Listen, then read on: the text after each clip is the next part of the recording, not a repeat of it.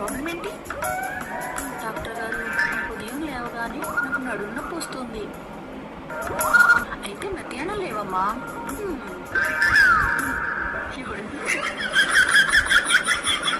అసలు ఈ సమాజం ఏంటో, ఈ మనుషులు ఏంటో. ఏమేంటి నేను రీఛార్జ్ చేపించుకుందామని మొబైల్ షాప్కి వెళ్తే వాడు పైసలు తీసుకొని మరీ నా నంబర్ అడుగుతున్నాడు. అందంగా ఉండడం నా తప్ప. అసలు ఎంత ధైర్యం వాడికి నా నంబరే అడుగుతాడు రాస్కెల్. ఏం చేసావు మరి? నేనంత బెదిరిదాన్ని కాదు, బ్లాక్ నెంబర్ ఇచ్చిన. అరే భాగ్య భూకంపం వస్తుంది. అరే భూకంపం కాదు, ఓ పిచ్చి మొక్కన్నారా నాకు తెలియదు. అరే భూమి అంతా ఊగురు ఊగుతుంది. ఇంట్లో ఉన్న పొరగాలు బయటికి రమ్మని ఇల్లు గిట్ల కూలగాలా.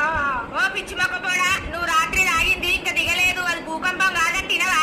అయితే భూకంపం కాదటవా? రాత్రి మిగిలింది ఏమన్నా ఉంటే ఎయ్యిపో, నీకు వచ్చిన భూకంపం పోతుంది. సరే సరే, నువ్వు చల్లగా ఉండాలి. నోరు మూసుకుని మర్యాదగా ఇక్కడి నుంచి వెళ్ళు, లేకపోతే చంపేస్తా. చింతపండు అడిగితే చంపేస్తారా? ఏమైనా బాహుబలి కామెడీ చేస్తున్నాడు. చింతపండు వద్దు బాబు. పెళ్ళయిందా?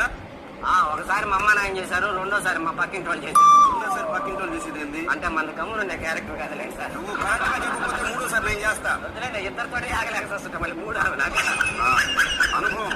దేంట్లో ఇది నేను ఈరోజు బోన్లెస్ బిర్యానీ వండాలనుకుంటున్నాను. చికెన్ బిర్యానీ వండాలనుకుంటున్నావా?